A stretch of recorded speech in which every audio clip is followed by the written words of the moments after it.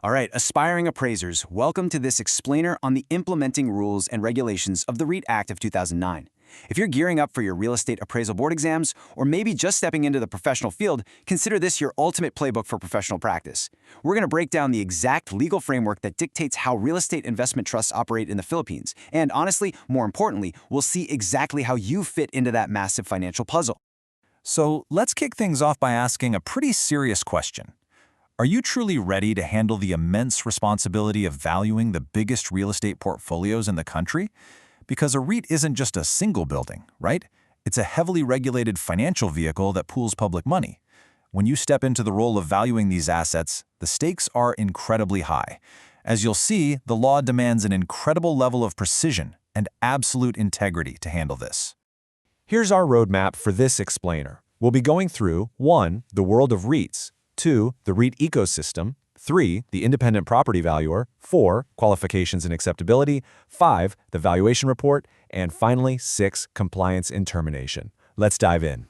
Starting with Section 1, the world of REITs. To really understand your job, you've got to understand the vehicle. The state basically created REITs to democratize wealth. It allows everyday Filipinos to actually participate in large-scale real estate ownership. And the absolute heartbeat of that design is this specific number, 90%. To keep its status, a REIT is legally required to distribute at least 90% of its distributable income as dividends to shareholders every single year.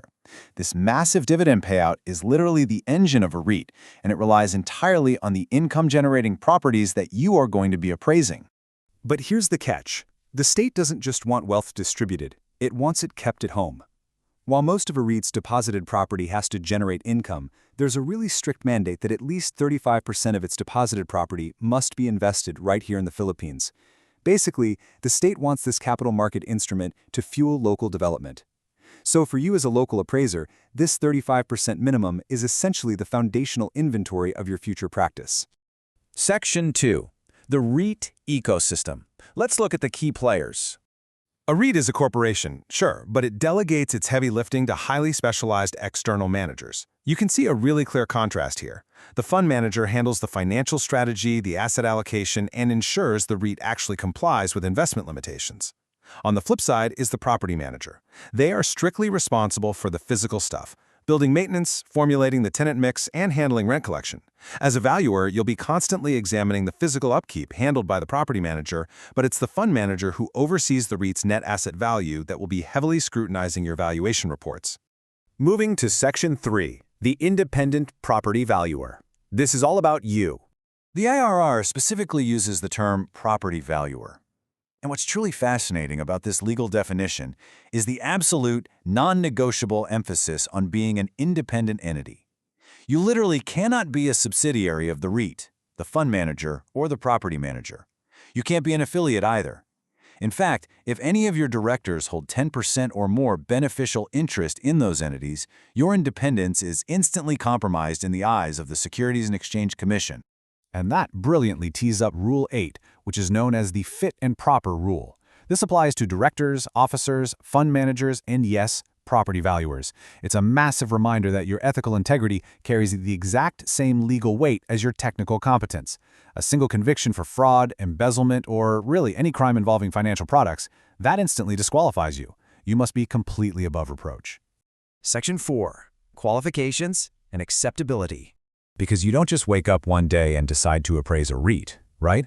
The barriers to entry are intentionally high. You'll face a really rigorous matrix of mandatory qualifications under Rule 9. Your appraisal company needs a minimum of 5 solid years of experience in the business. You need a proven track record providing professional services for at least 1 commercial bank and 2 public companies. You need 0 adverse judgments regarding your appraisal business, and you have to prove absolute legal solvency.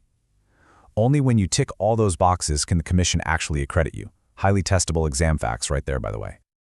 Section 5. The valuation report. Let's look at your most critical output. This is what you're being hired to produce at least once a year for the REIT's assets. The first chunk of your report basically requires you to vigorously defend your chosen methodology. You can't just, throw a number at the wall and see what sticks. The law requires you to explicitly describe your valuation basis, your assumptions, and hey, if you use more than one methodology, your rationale for doing so.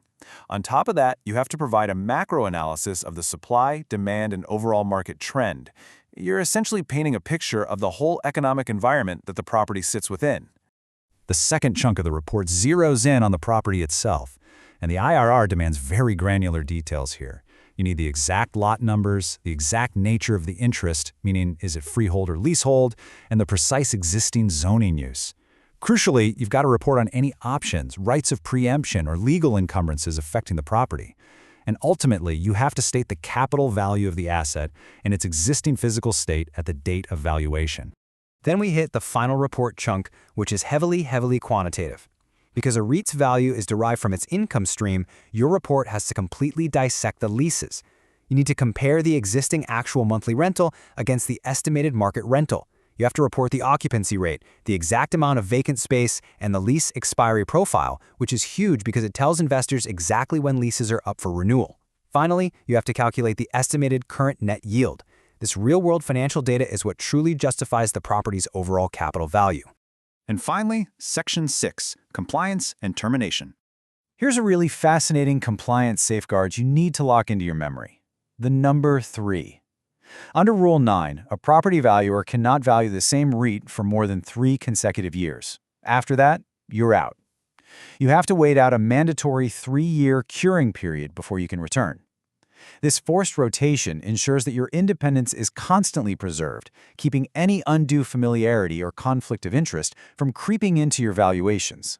But beyond the 3-year limit, if you stumble, there are 3 specific, immediate legal triggers that give the REIT grounds to terminate your services early. First, if your firm goes into liquidation or bankruptcy.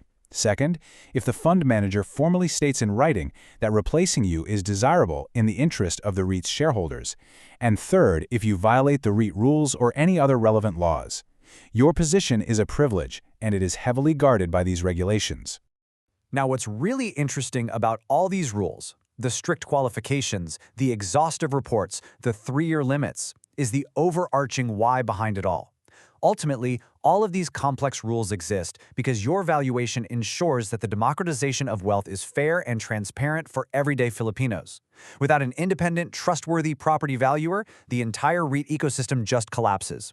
You are quite literally the safeguard ensuring that a teacher's or a nurse's investment in a REIT is based on real, tangible, verifiable property value. So as you hit the books and prepare for your future as a property valuer, leave this explainer asking yourself about the true weight of the signature you'll be putting on that report. You aren't just crunching numbers, you are securing the public trust. Keep that standard of excellence in mind as you review. Good luck with your studies, and I'll catch you in the next explainer.